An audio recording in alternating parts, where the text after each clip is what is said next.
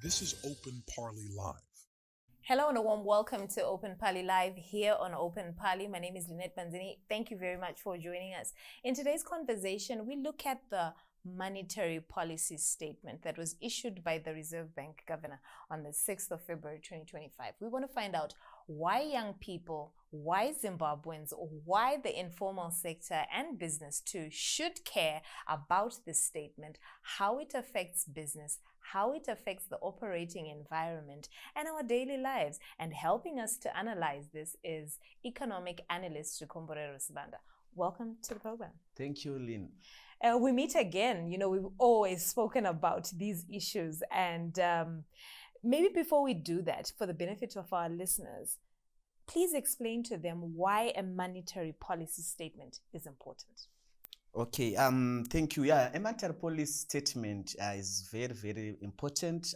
Why? Because you're saying it's another pillar, policy pillar available, or a toolbox available to the government when it is managing the macroeconomy. Mm-hmm. So just as we have the fiscal side, which is focusing on government revenue, taxation, and government spending, and then we also have the monetary side, which is focusing on inflation, and financial markets stability.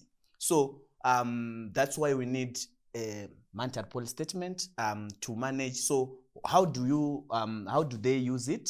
They have so many tools, but the most common one is their benchmark policy rate. Here we mean the interest rate, and that interest rate is the benchmark which will determine the average interest rates in the economy. Mm-hmm. So to affect the cost of money, availability of money in the economy. So whenever we are facing, for instance, right now Zimbabwe, we are facing like a tightening macroeconomic environment. So you can't rely on the fiscal side, taxation alone, but you also need to come in with the monetary side to help you to address or adjust the cost of money, so that, for instance, if you are facing a depression or some economic slowdown, how do you do? The central banks reduce their interest rates to make cost of money cheaper in the economy. As the cost of money or interest rates become cheaper or lower, it means that businesses will have lifeline to borrow and do their business. Mm-hmm. But when you are facing the opposite is obvious. If the economy is not is actually overheating, sometimes the central bank has to come in and actually increase the interest rates so that they reduce borrowing, particularly borrowing for speculative purposes in the economy. So that's why the monetary policy arm is very, very critical. You can't manage the economy based on the tax alone, but you also need the monetary tools to actually help you manage volatility. So when you talk about a tightened monetary, you called it a tightened tight monetary policy. Tight monetary policy. Yes. Yeah, kana chiti tight monetary policy, yeah, zvinenge zvakasunga. Like right now, the central bank, if you have read I know you've read the statement, the bank is saying we are keeping the costs in terms of tight monetary policy. Mm-hmm. By that, it means they are keeping things tight. By that, what do you mean? They are maintaining high interest rates. The benchmark is at 35%. Mm-hmm. So they are maintaining that at 35%. To what? So that the cost of borrowing is high. When the cost of borrowing is high, it means that those borrowing will be only for productive purposes. We actually removed those who want to borrow for rent-seeking, speculative behaviors. So by tightening, it means we are keeping high interest rates so that we reduce speculative borrowing in the economy. Yes. I had to ask this because I speak to a lot of people in the informal sector. So this is why maybe it's also trying to deal with the inflationary issues. Yes, it's to deal with inflation. If you see, Kuvasha introduced the local currency in 2019. Government and we also from the government side, they introduced the TSP, Transitional Stabilization Program, which was targeting to stabilize the economy. And then we introduced the local currency under those currency reforms by then Governor Mangudya. So that's how it actually so when people are saying very tight or the central bank is saying they are tightening, they're just trying to actually make sure that we control prices, that is inflation. How do we control inflation from the monetary side? That's what I explained earlier. Chino increase my interest rates so that chakwanise kuenda kubank now chinotora mari at low cost, so that you do speculative borrowing and destabilize the local currency. Idea ndeyekuti tisa destabilize our ZiG. So if you are tightening, it means we want to make sure that the ZiG remains stable. And that's the whole purpose. I'm glad you brought up the ZiG. I know we haven't even touched the monetary policy, but this conversation is getting interesting. ZiG rakauya last year. Yes. In April. Barely a year later, it was, I think when it came in, it was 1:15 against it was 13 against the US dollar. Yes. But today in your supermarkets, we're around 30. Yes. What does this mean? This means I'm asking this because we had a monetary policy. We're making sure that they want to ensure kuti inflation is managed with the tightened environment. Did they fail this? Yeah, but they're tightening the monetary policy. It's on paper. This statement is a paper. It's black and white, right? But it must be followed by real implementation of what is in black and white. So I was reading the statistics, analyzing the statistics, then the reserve money, M0, other code is M0, reserve money, that is our notes and coins in circulation and bank deposits. Between June and December, reserve money actually ballooned by more than 180%. And then we are saying we are maintaining a tight monetary policy. That's why I'm saying which is tight only on paper, but reality on the ground is tight monetary policy. You are trying to limit the number of notes following goods, but at the end of the day, you are increasing the money supply. You are printing more money. Yes, because actually, at the end of the day, central bank are in a control. Money supply, yes, it's under the purview of the central bank, but the major determinant of the level of money liquidity in the economy is the central government through the treasury. So if treasury spending there is unsustainable, the government has nothing to do about it. So sometimes if there's a huge deficit, government want to spend, it has to borrow. But borrowing, you have to refinance that, Like you are seeing now, we're struggling to pay our treasury bills now. I think there's some 200-something million treasury bills which are outstanding. Where do we get that money? So at the end of the day, you see, the central bank will be forced to use some machination, tools to actually end up printing money indirectly in the economy.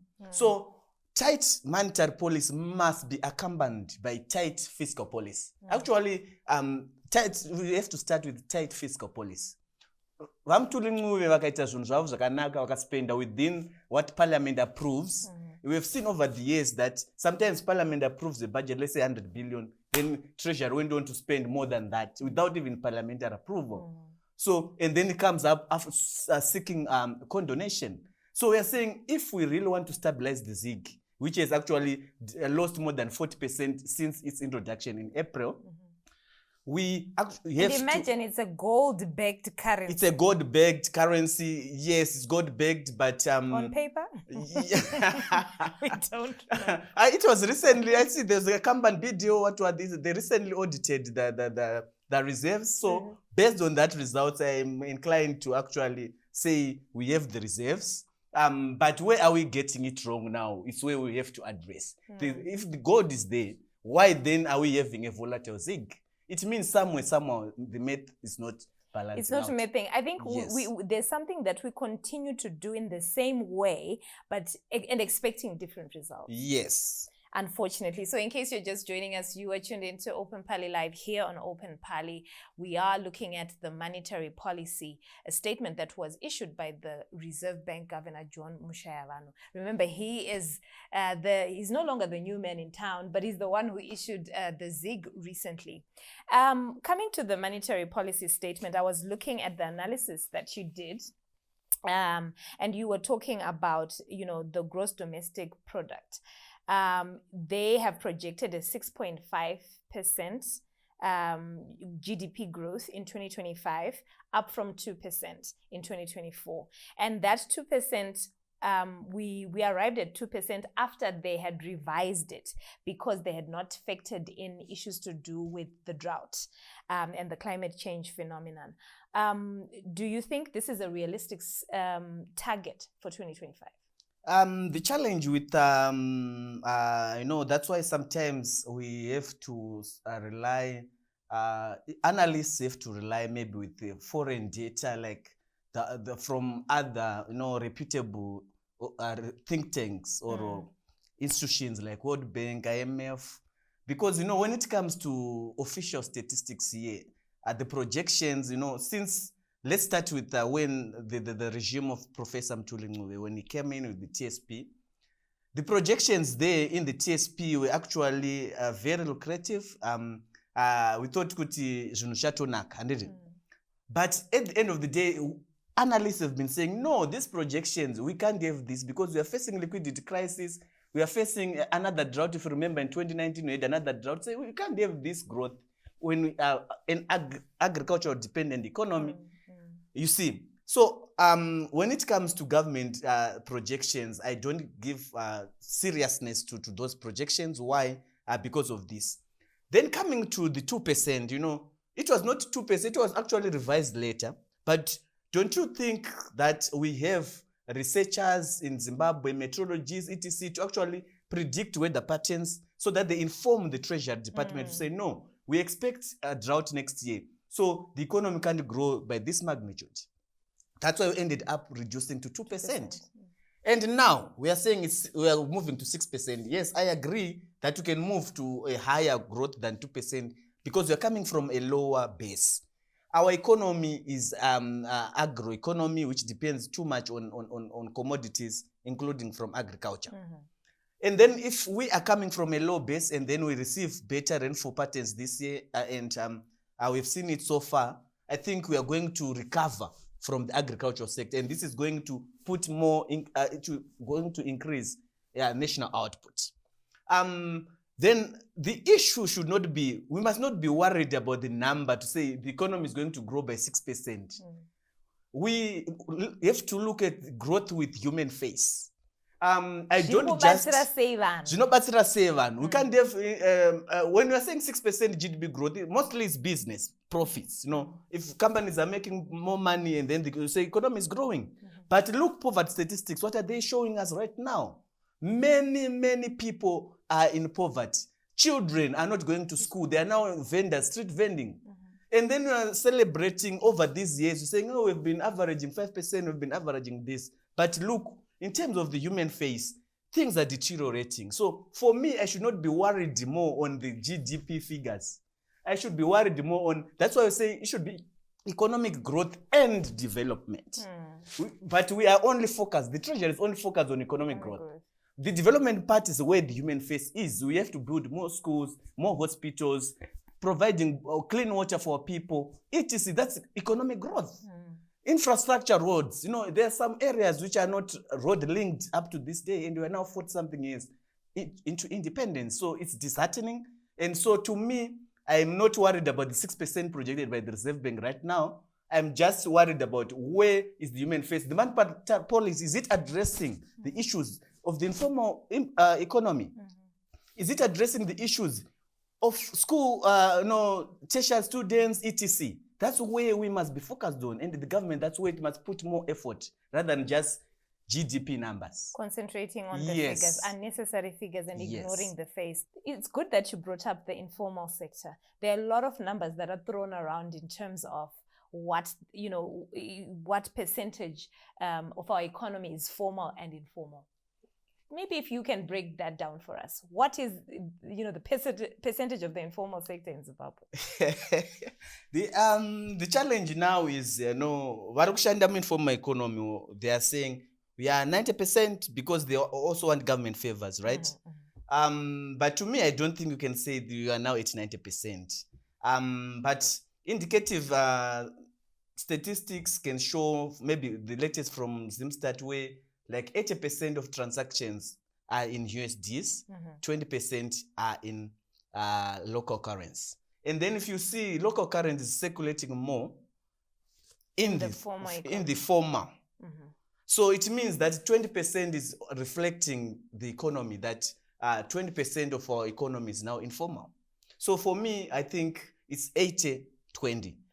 But still, also Zimbabwe is ranked as one of the most informal economies by other think tanks out there. So I agree that we are somewhere 70%, at least, so you can say at least 70%. At least 70%. Yes. So how does then this monetary policy work? Does it, because you know, when you're speaking about GDP growth, you were saying this is focusing on businesses. And a business is registered. It's in the formal economy. If 20% of our transactions are formal, then is this statement going to influence how business and the economy grow? Thank you. When it comes to this, I think that's where sometimes I always highlight whenever a platform panendiri. The challenge is I expect the central bank and the treasury to work together and to address informality. And we've been raising this issue for a long time now, that we really need to address informality. Why? Because number one, informal sector is difficult to tax, very hard. Number two, it is all reliant on cash transactions. You don't have records. So how you Zimra audit, how Zimra see that the tax returns are correct, etc. When we are dealing in cash, you can manipulate that. So it means it promotes corruption, it promotes money laundering, it promotes externalization of funds. Yet the monetary policy statement, if you are talking about the benchmark policy rate of the central bank, it is seeking to address interest rates in the formal sector. But if 80 to 90% of households are keeping their money under their mattress, there's another CB. So how is that monetary, the increase in monetary in benchmark policy going to affect the 80%? The 80%.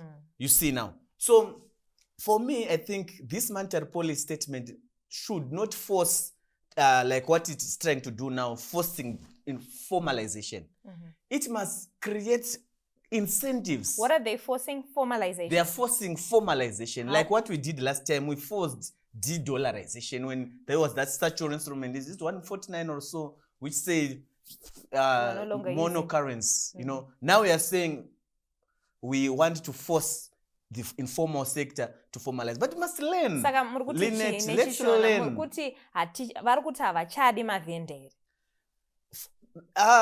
They are not saying our child mavend, but they are saying kuti vari kuda collect tax and so vari kuda kuti vakuforce and mavendors kuti munhu wese kana uri vendor ngaone POS machine unechi. But the quick lesson is this: pa budget takaisa isusu nyaya yekuti tichabvumidze kuti supplier ape direct to wekandire tikati hazvifambe nedhi zvatakadzidza commerce tichikura don't bypass the yes middle. But look now, more goods are getting into the informal kind of town. You can see my sugar, everything high but up. you can okay and other I'm not chino. So we have to address what is really causing this. What is the root cause, not the symptoms. What is the real cause? The real cause is, for me, is the tax environment. Our tax environment, you know, it's too regressive. You know, look what this the 2025 budget is. It's continuing to add tax. We had other taxes in 2024, 2023. Since Professor came in, we are having more taxes every year. So how do I formalize my businesses when I'm going to government is going to take more? You see, so we have to really address that issue. How do you do that? For me, the first port of call is our tax framework. We have to revisit our tax framework to make sure that it is a progressive tax. Look like 2% now. 2% is actually regressive and is forcing many people from the banking channels. We want more people to use the banking channel. But if you want to use the banking channel, there's more charges. Even the banks themselves, they're also charging, you know, I don't know what the word to express. Kupererwa Kupererwa nemonetary nemacho. So to me, as long as we are not addressing informality, there's no monetary policy to talk about. There's no Zig stability to talk about.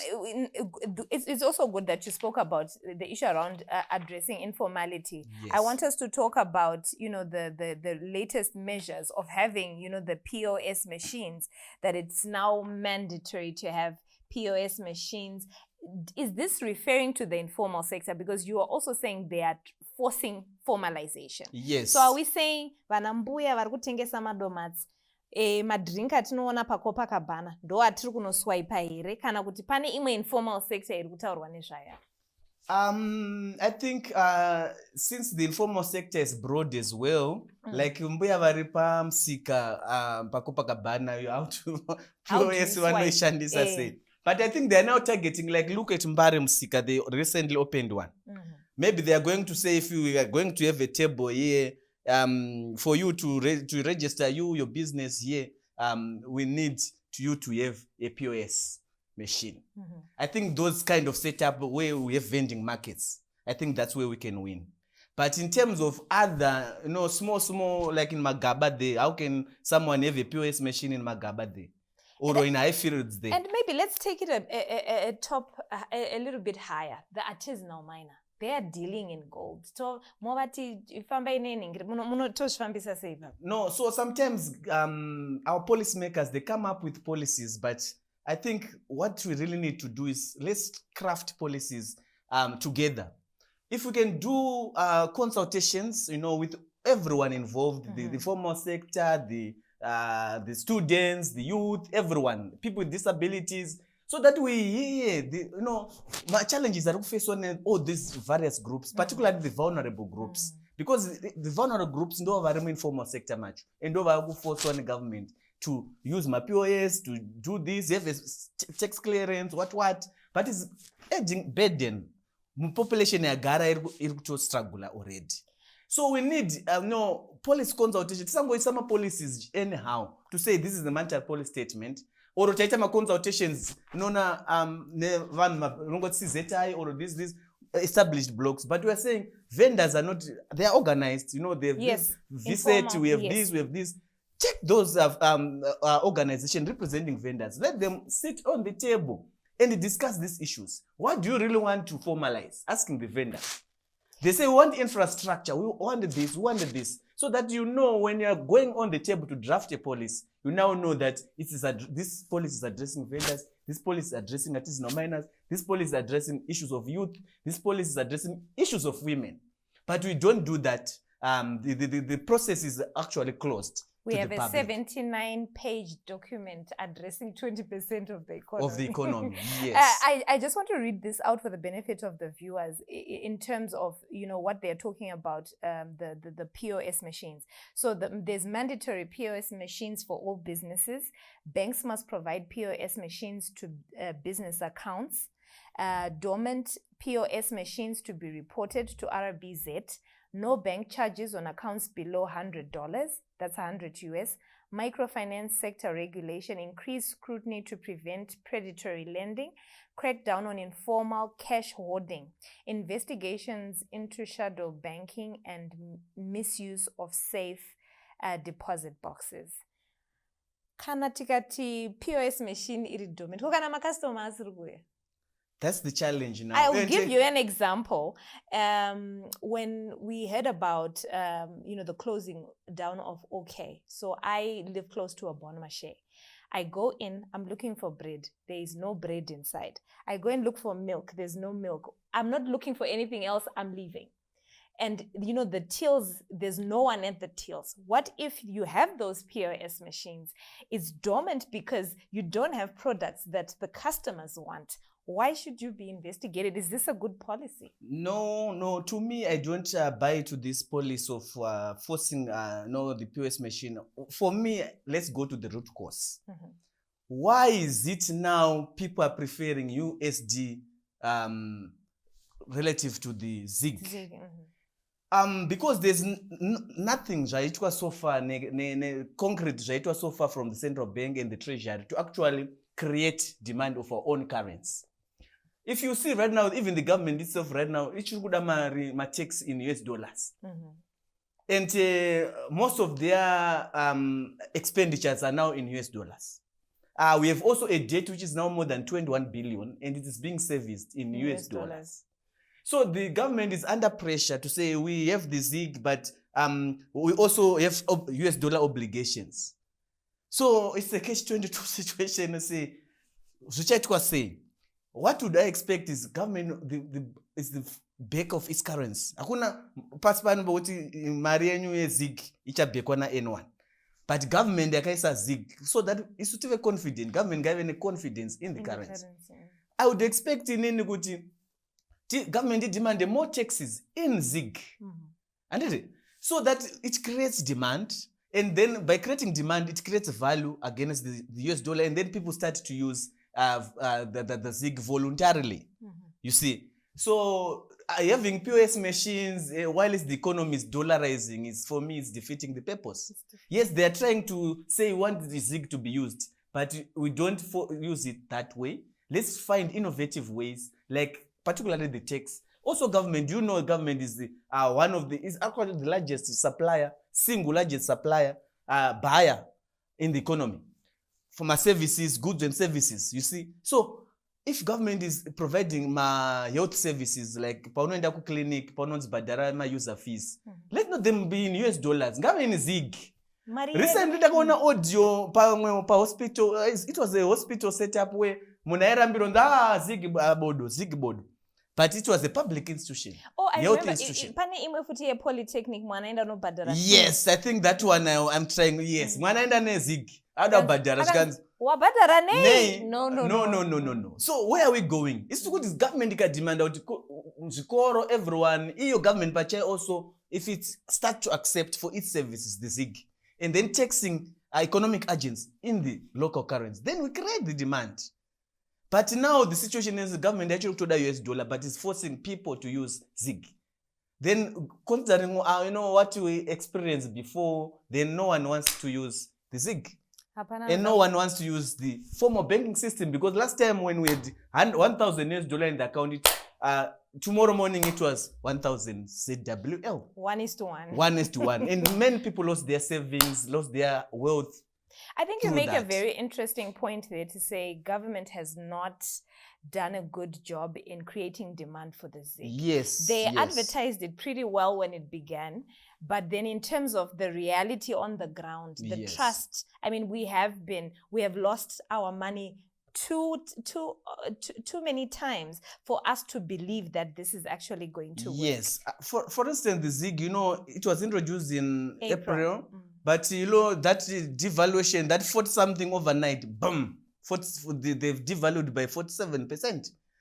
Then, which means value of deposits, it is reduced by 40 something percent. So, how do I have, confidence in such a currency? It's the only place I've seen ZIG richishanda mukombi kana uri kukwira panoita 50 cents.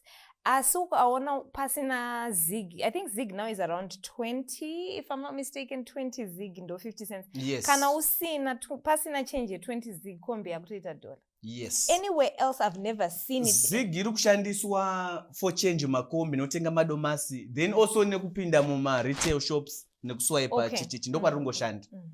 But kana uda unobhadhara rent, ukada kunoenda kuchipatara kunowana mushonga, even ku government hospital hakuna mushonga.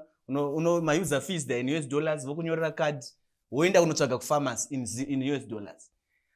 Everything you eat in US dollars. So my fees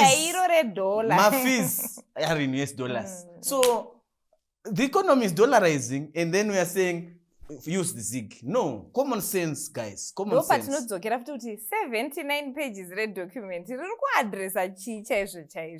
And let's just look at ndiyo nyaya yacho yatikutaura ipapa kuti alright. I think yakalaunchwa musi wa6 and tinasi musi wa tikutaura we're around a few days later. Pane zvataona here changes. Statement here ishua. Are we seeing positive results since it's been issued, or it takes time? Yes, there are policy legs, of course. In economics, we say kind of policy sometimes find my time lags. particularly zvana monetary policies hazvingokarike zvangoita instantly.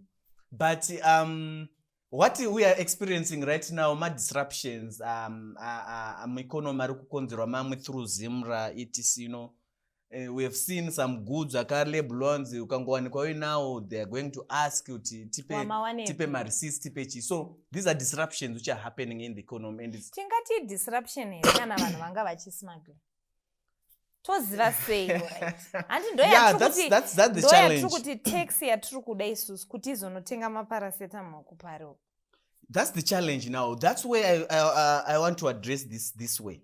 Panachitaura formalisation my incentives paper. Ndipe kuti tax inofanirwa kushandiswa sometimes as an incentive. And look at what is happening pa kusmagula. Tiri kuti isusu vanhu vakakwanisa kuona kuti tikabhadhara mari kuZimra mushonga shuwa uchatengwa. Like now vanhu vari kutaxwa sugar tax and they are complaining kuti we are not seeing cancer machines acho. Sugar tax and treasury yakaconfirm I think 30 something million collected, and I think we can buy some machines with that money. But if kana vanhu vasiri kuzonoona machine acho iwayo achiti taxpayer service. So we need taxpayer education, we also need taxpayer service. So if there's no taxpayer service in terms of service delivery, then how can people pay taxes? Even myself, I can actually dodge. You see, because hazvingandinakidza kuti ndiri kubudisa mari like kandichambira 1000, let's say 400 or 500 bam yaenda kutax, but then tichari kubata miagra salary kuzvipatara kuna mushonga. So you need shop macho muri kudhura. So people they go muloka because of inflation over the years, you know.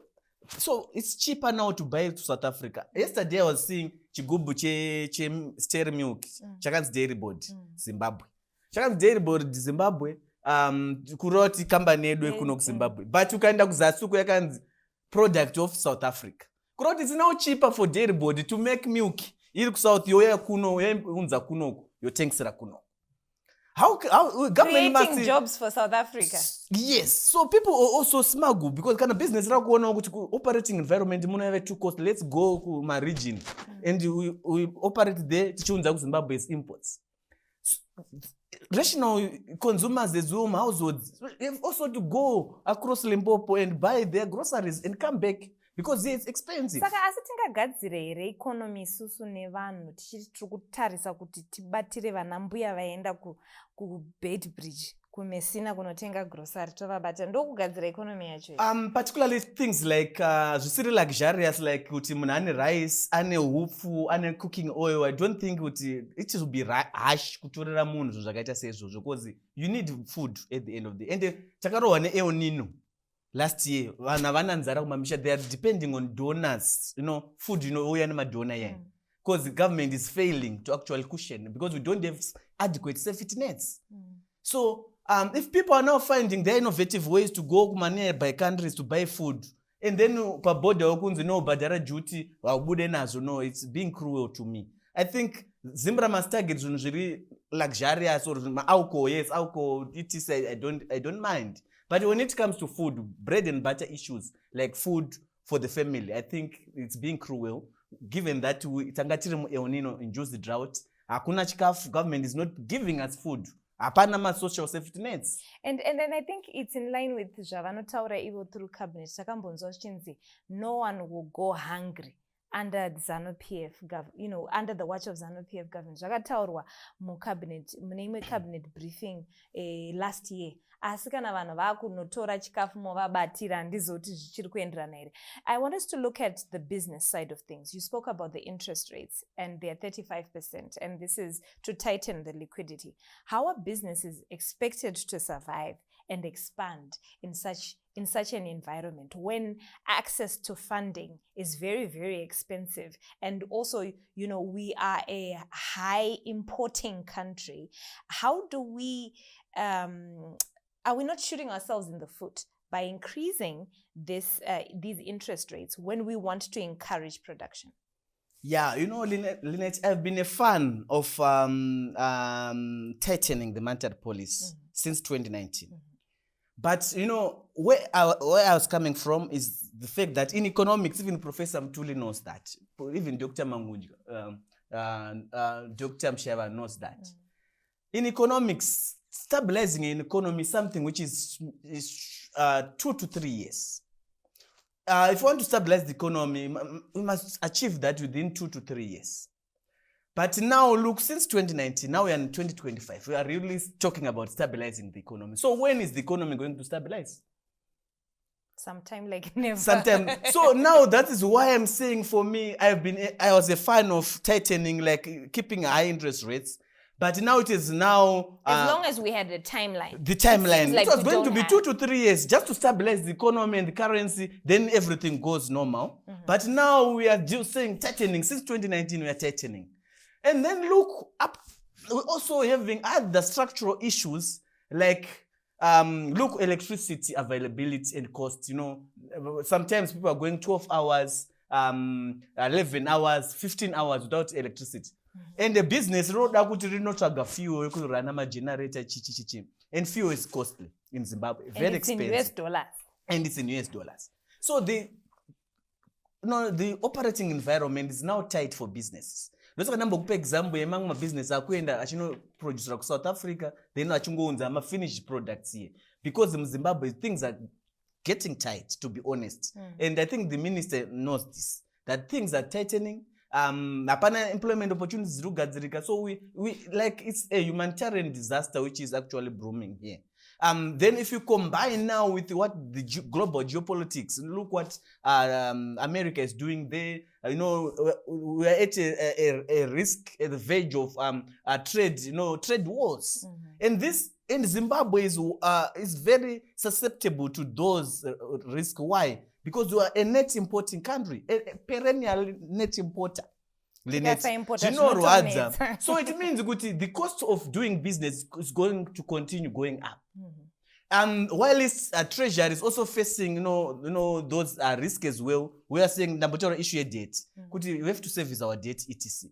So at the end of the day, how can but panyaya debt chimwe chinhu chinorwadza chekuti iwewe muchashandisa taxi yangu inini kwamanoshandisa mara ndizoti mashandisa mushe here hakuna munhu anopanishwa kana kuti mukanyanya kuchaja government maservices amunenge mavapa zviri fair here izvozvo on the poor? No, it's not fair. Actually, corruption is not fair. If you look at the data it's now 21 billion. What is there to show for that 21 billion? Outside of just Wange, what, and also look at some of the projects. I appreciate, yes, infrastructure development. I applaud government for that. But if I look where the interest is, that's where my worries come in now. To say, instead of, ndakaona recently echikoro kwakanaya so vana vakagara muclass anditi pa bench re danda rakangocrosswa dai mvura ichitoerera dai vana vakagara muclass anditi. So I would expect kana tikaborowa debt richiadressa ma-social issues atiri kusangana nawo, ma-maternal issues, vanhu vari kunzi uyai nezvinhu zvenyu from whatever, it. Uyai nezvinhu zvenyu chichi. But we expect government to do this for people. Kudhara murwere aenda kuhospital onorapirwe kwete kuti wombouya wakatakura zvese zvinodiwa. Yes, so people ask, so debt racho rave kuma 22 billion riri kuadressa chi? Magetsi acho tungoona riri kungonetsa. So for me, some of the priorities are a bit misplaced. I'm sorry to say this, but given our social context, I don't think it would be good to expand Harare International Airport or Vic Falls while people don't have clean water, people don't have good roads, people don't have quality education and affordable education. We have to address the social sector first so that we have robust, sustainable economic growth and development. Yes. So in case you're just joining us, this is OpenParly Live. I'm here in the studio with economic analyst Zvikomborero Sibanda, and we're talking about the monetary policy statement. So Reserve Bank Governor John Mushayabana vakaissuwa monetary policy statement musi wa6 February 2025 and tiri kutaura tichida kuona kuti inoaffecta sei mabusiness, inoaffecta sei mayouth, madzimai nevanhu vari kuinformal sector. Vari kutaura ivo kuti ngatitangei kuswipa, kana wakunotenga madomasi swipai, hakusisina zvinhu zvinoita sei zvinofamba zvichitengeswa necash. Imi munozviona sei? Titaurirei comment section. Let us know in the comment section what you think about the issues that we're discussing here. You know, let's look at foreign currency. Ndo yacho kaya tiri kushandisa 80%. Yeah. So there were reports that we had foreign currency inflows. They were very strong in 2024, but yet forex remains a challenge for some businesses. You know, there's very little production and majority of people are even if you are producing, you need to buy the raw materials from outside. But then the issue around forex remains a challenge. Does this policy address this gap effectively? And it also reminds me of, what was that? The willing buyer, what did they call that? The auction system. I remember a couple of years ago, we were talking about and criticizing, not critiquing rather, the auction system. Does this statement effectively address this gap? Yeah, the challenge with forex issues dzakatotangira kuna 2019 there. Actually zvakazoita kuti tinge tiri patiri now tizouya kuzimdola zig inyaya foreign currency. And chicha chiri kukonzeresa kuti pangoramba paine mashortages. Yes, my exports 12 billion what, but we are still facing forex liquidity challenges. We go back to the issue of production. If we are depending on imports, it means like right now ndiri kuona kuti ukaona kuti zvinhu zvese zviri kutengeswa machino, hembe, whatever, mafoni zviri kubva kuna Dubai, tikoenda kuna Zambia, Tanzania, tonotenga ikoko, tikubudisa US dollars. Tounza hembe finished products. Yes.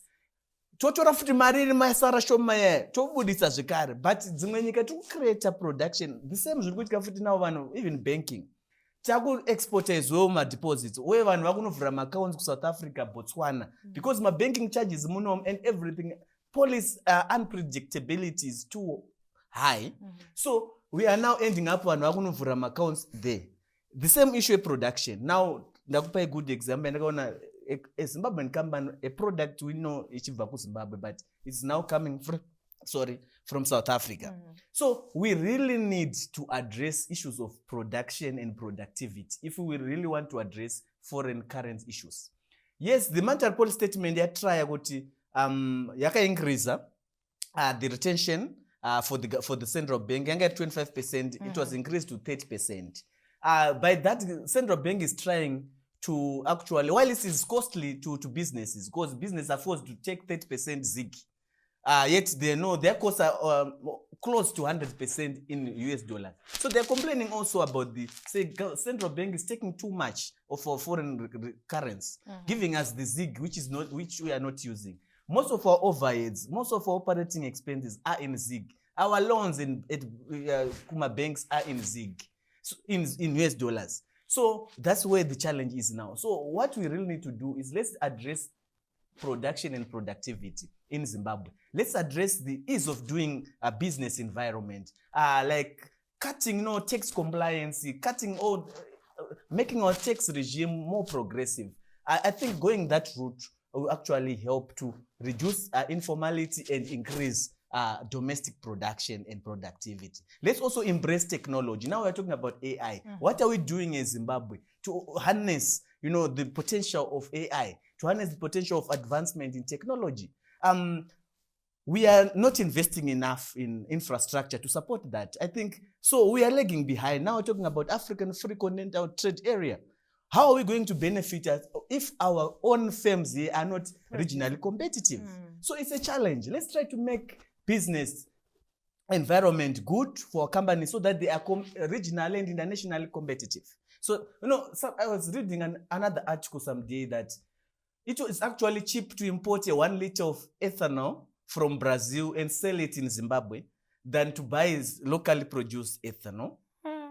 It is actually cheaper to buy 1 ton of maize from South Africa or Brazil, import it and sell it in Zimbabwe cheaper than the one we produced here. So you pay transport costs, you buy the product, pay shipping costs, pay duty. It's still cheaper than what you are producing here. It shows you that we have some structural makeup of our economy. And let's address these structural rigidities which are causing pricing distortions in the economy. And these pricing distortions are the ones which are actually sustaining chronic inflation, currency instability, and high poverty, high unemployment, and inequality.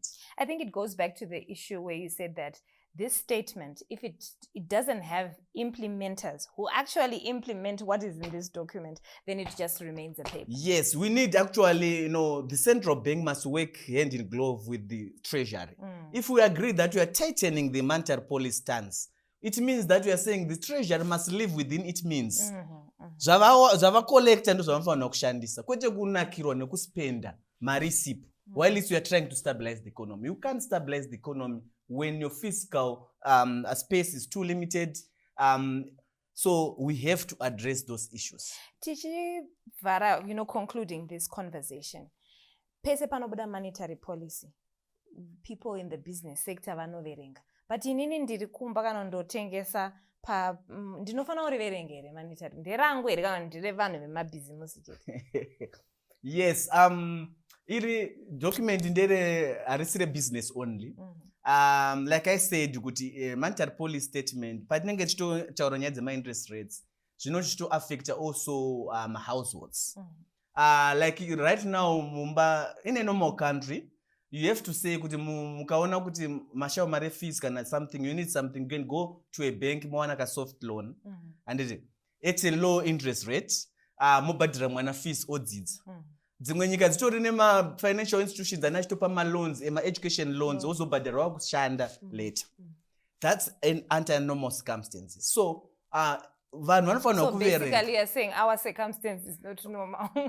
Currently it's not normal because the majority of our people are not following this, and also economy is not doing well. The banking sector is struggling.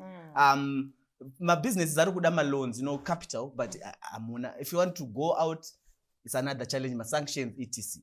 So my point there, it's now the onus is on the government, and also the civil society organization must also come in and sensitize or raise awareness around the issues of monetary policy. How is it important so that people become aware? If people become aware, I think arouse interest, and then we may have better policies maybe. But for now, it's just for the big guys. The big businesses. Yes, the big businesses. But as for the informal sector and the other household, low-income households like us, it's another challenge. On that note, I'd like to thank you very much for joining us today. Most welcome. There you have it, viewers. That was Jukomborero Sibanda. He's an economic analyst here in Zimbabwe, and he was helping us to, to analyze the monetary policy statement that was issued on the 6th of February 2024. And he keeps insisting that Treasury and the central bank, that's it, right? Yes. Are supposed to be in sync. They're supposed to sit down and agree. If we're tightening up, then Treasury shouldn't overspend. And also looking at the issue of the operating environment, the tax regimes. He bemoans the tax regimes that we currently face. Why are we forcing people to formalize when the tax regimes are very difficult, whereas in other countries there are not as many taxes to pay as in Zimbabwe? Thank you very much for joining us today. Until next time, my name is Lynette Manzini. Goodbye.